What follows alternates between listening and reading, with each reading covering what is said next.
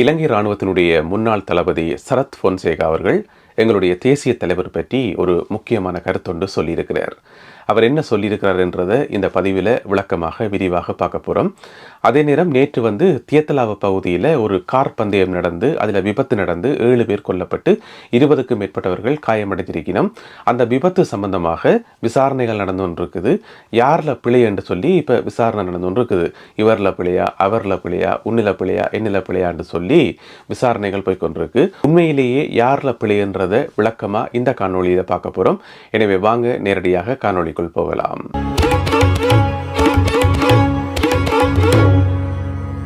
தமிழ் மக்களாகிய நாங்கள் இயக்கத்தையும் தலைவரையும் ஒரு பேச்சுக்கு மறந்தாலுமே கூட, அப்படி மறக்க மாட்டோம், அப்படி மறந்தாலுமே கூட சிங்கள அரசியல்வாதிகளும் சிங்கள இனவாதிகளும் சிங்கள அடிப்படைவாதிகளும் மறக்கவே மாட்டினோம். அவைகள் காலம் முழுவதும் இயக்கத்தின் பெயரையும் தலைவற்ற பெயரையும் திரும்ப திரும்ப சொல்லிக்கொண்டே இருப்பினோம். ஏனென்று சொன்னால் அவர்களுடைய பிரதானமான அரசியல் அங்கதான் இருக்குது. இந்த பேரை உச்சரித்தா மட்டும்தான் அவர்களால் அரசியல் நடத்த முடியும் என்ற ஒரு நிலைமையில் அவர்கள் இருக்கிறதால திரும்ப திரும்ப சொல்லிக் கொண்டிருக்கிறோம். அதில் இப்போ புதுசாக சொல்லியிருக்கிறார் சரத் பொன்சேகா. சரத் பொன்சேகா என்ன சொல்லியிருக்காருன்னு சொன்னால், ஈஸ்டர் குண்டு தாக்குதல் நடைபெற்று 5 வருடங்கள் நிறைவு பெற்றது. அதை பற்றி கருத்து சொல்றது தான் அவர் வந்தவர். அப்போ வந்தவர் என்ன சொன்னவர் என்று சொன்னால், இந்த ஈஸ்டர் குண்டு தாக்குதலுடைய குற்றவாளிகளை நான் கண்டுபிடிப்பேன், எனக்கு மட்டும் அதிகாரம் இருந்தால் உண்மையான குற்றவாளிகளை கண்டுபிடிச்சு நீதியை நிலநாட்டுவேன், நேர்மையை நிலநாட்டுவேன், பாதிக்கப்பட்ட மக்களுக்கு நியாயம் கொடுப்பேன், அது இதுன்னு சொல்லி கணக்கை சொல்லி வச்சுக்கிறார். அப்படி சொல்லிக்கொண்டு போகைக்குள்ளதான் கடைசியில் தலைவற்ற பேரை சொல்லி அதில் ஒரு வசனம் சொல்லி முடிச்சிருக்கிறார். அவர்களை பொறுத்த வரைக்கும் தலைவற்ற பேரையோ இயக்கத்தின் பேரையோ இழுக்காமல் எந்த ஒரு உரையையும் நிறைவு செய்ய மாட்டினோம். இது அவர்களுடைய ஒரு பழக்கம். அந்த வகையில் தான் சரத் பொன்சேகாவும் நேற்று தலைவரை பற்றி சொல்லியிருக்கிறார். என்ன விஷயம் என்று சொன்னால், இந்த ஈஸ்டர் குண்டு தாக்குதலில் பாதிக்கப்பட்டவர்களுக்கு இழப்பீடு வழங்குறது மட்டும் தீர்வு கிடையாது.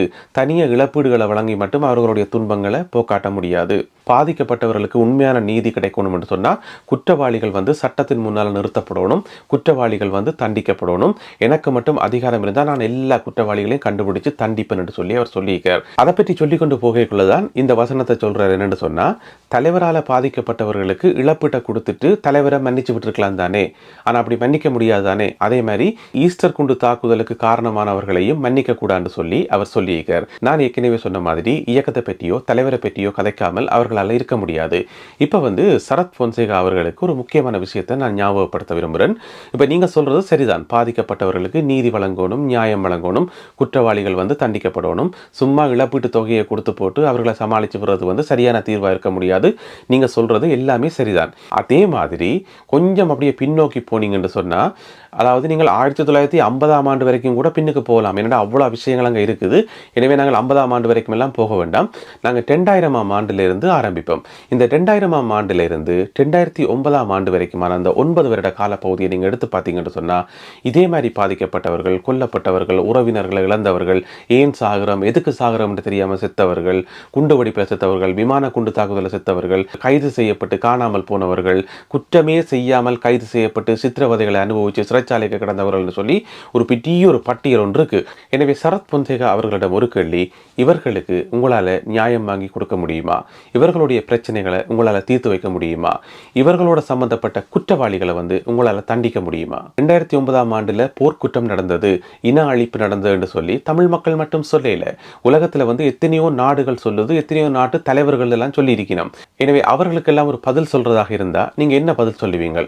உங்களுக்கு அதிகாரம் வந்தா நீதியை நிலநாட்டுவன் என்று சொல்றீங்கள்.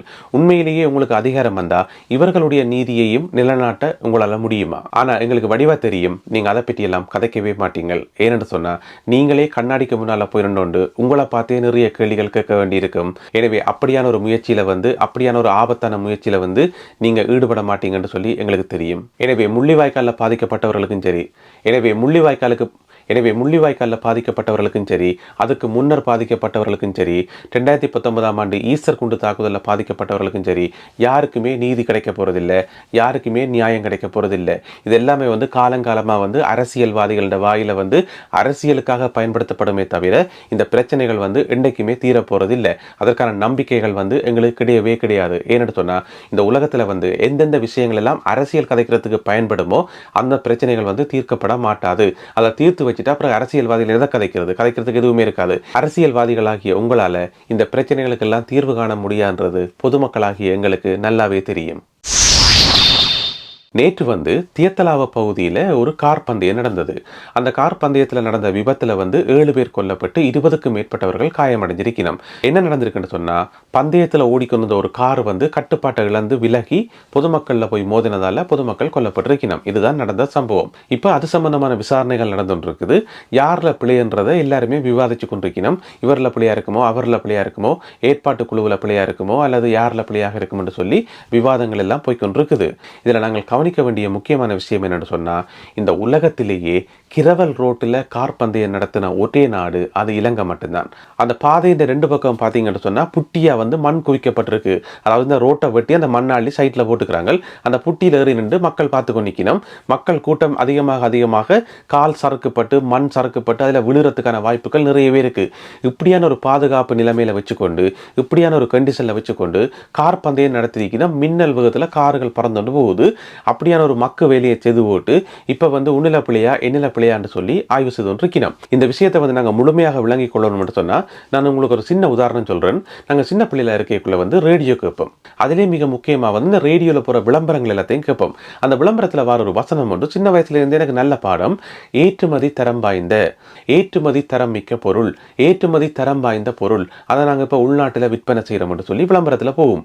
எனக்கு சின்ன வயசுல இருந்து ஒரு கேள்வி ஒன்று இருக்கும். அது என்ன ஏற்றுமதி தரம் வாய்ந்த பொருள், ஏற்றுமதி தரம் என்றா என்ன என்று சொல்லி சின்ன வயசுல எனக்கு விளங்காம இருந்தது. பிறகு ஓரளவு வளர்ந்து வரைக்குள்ள எனக்கு விளங்கிச்சு என்று சொன்னா, ஏற்றுமதி தரம்ன்றது வேற, உள்நாட்டில இலங்கையில விற்பனை செய்யற தரம்ன்றது வேற.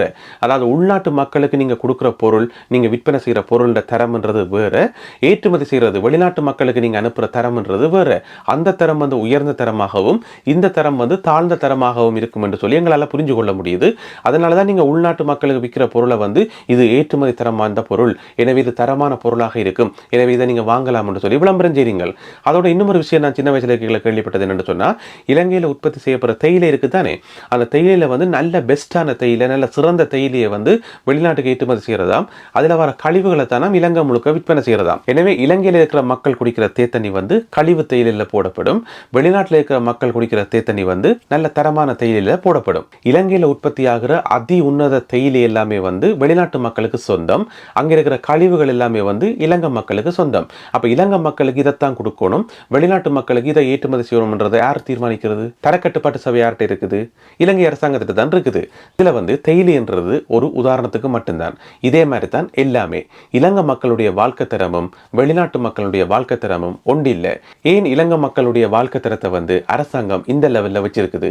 ஏன் அதை உயர்த்துறதுக்கு எந்த விதமான முயற்சியும் எடுக்கல? ரோட்டு வந்து குண்டும் குழியுமா இருக்கும், நாங்க அதுல பயணம் செய்யணும். ஒரு பேருந்துல வந்து அளவுக்கு அதிகமான ஆக்களை போட்டு ஏற்றி நசிச்சு கொண்டு போவினோம், அதை நாங்கள் நசிஞ்சு கொண்டு போகணும். ஒரு மருத்துவமனைக்கு போறோம், டாக்டர் மேரும் நர்ஸ் மேரும் நோயாளிகளை வந்து ஆடு மாடுகள் மாதிரி நடத்தினோம், எடுத்தறிஞ்சு கதைக்கினோம், கோவமா கதைக்கினோம், கத்தினோம், அதை எல்லாருமே பொறுத்து கொள்ளணும். எல்லாரையும் சொல்லல, ஒரு சில இடங்கள்ல நடக்கிறத சொல்றேன். பள்ளிக்கூடத்துக்கு போனா டீச்சர் சின்ன படியனுக்கு மாட்டு கடிச்ச மாதிரி அடிக்கிறா, அப்பா கேட்க போனா அடிக்காம என்ன கொஞ்சிறதான்னு கேட்கிறா. இதுதான் ஸ்ரீலங்கன் ஸ்டாண்டர்ட், இதுதான் மக்களுடைய வாழ்க்கை தரம். அந்த மக்களுக்கு வந்து எத்தனையோ நல்ல விஷயங்களை அனுபவிக்கிறதுக்கு உரிமை இருந்தும், எவ்வளவோ உயர்ந்த வாழ்க்கை தரத்தை அனுபவிக்கிறதுக்கு உரிமை இருந்தும் அரசாங்கம் சரியாக திட்டமிட்டு செயல்படாத காரணத்தால அந்த மக்களுக்கு வந்து எதுவுமே கொடுக்கல. உனக்கு கழிவு தேயிலை தான், உனக்கு குண்டும் குழியுமான ரோட்டு தான், உனக்கு இவ்வளவு தான் கிடைக்கும், உனக்கு ஏற்றுமதி திறமெல்லாம் கிடைக்காது, நல்ல நல்ல விஷயம் எல்லாத்தையும் நாங்கள் வெளிநாட்டுக்கு தான் அனுப்புவோம், அது வெள்ளக்காரனுக்கு மட்டும்தான் அது சொந்தமாகும், உங்களுக்கு எல்லாம் அது சொந்தம் கிடையாது, நீங்கள் இப்படித்தான் இருக்கணும், நீங்க ஒரு லெவலுக்கு மேலே வரக்கூடாது, நீங்கள் கேள்விகள் கேட்கக்கூடாது, நாங்கள் இப்படித்தான் நடந்து கொள்வோம், அரசு அதிகாரிகளும் அரசு திணைக்களங்கள் எல்லாம் இப்படித்தான் நடந்து கொள்வோம், மக்களாகிய நீங்கள் கேள்வி கேட்கக்கூடாது. இந்த மாதிரியான ஒரு வாழ்க்கை தரம் வந்து அங்க உருவாக்கி வைக்கப்பட்டிருக்கு. அதனுடைய ஒரு விளைவுதான் இந்த கிரவல் ரோட்ல கார் விட்டது. நீங்க யோசிச்சு பாத்தீங்கன்னு சொன்னா, இந்த கார் ரேஸுக்கு வந்து அனுமதி கொடுத்தது வந்து அந்த பகுதியில் இருக்கக்கூடிய நகர சபையோ கிராம சபையோ ஏதோ ஒரு அரசு திணைக்களம் வந்து அனுமதி கொடுத்திருக்கு. அவர்களுக்கெல்லாம் இதெல்லாம் தெரியுமோ தெரியாது.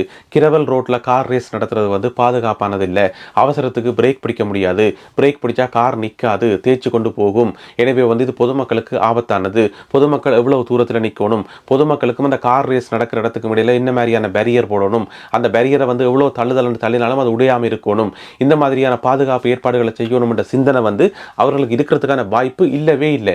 ஏன்னு சொன்னா, இது வந்து ஸ்ரீலங்கன் ஸ்டாண்டர்டாக செட் பண்ணப்பட்டுட்டது.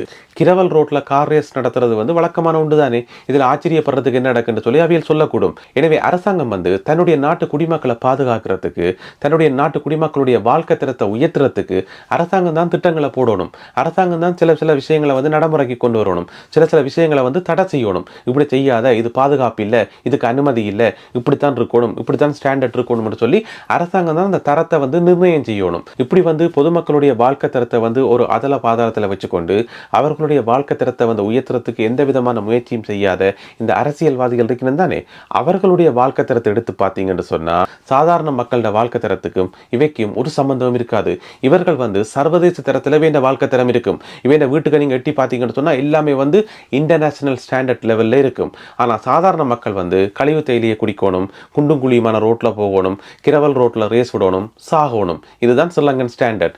எனவே வந்து முழு பிழையும் வந்து அரசாங்கத்திலான் இருக்கு. இன்றைக்கு வந்து ஏற்றுமதி தரமும் உள்ளூர் மக்களுக்கான தரமும் வந்து ஒரே மட்டத்துக்கு வருதோ அன்றைக்கு தான் மக்களுடைய வாழ்க்கை வந்து சிறப்படையும். மீண்டும் மற்றும் ஒரு பதிவில் சந்திப்போம். நன்றி, வணக்கம்.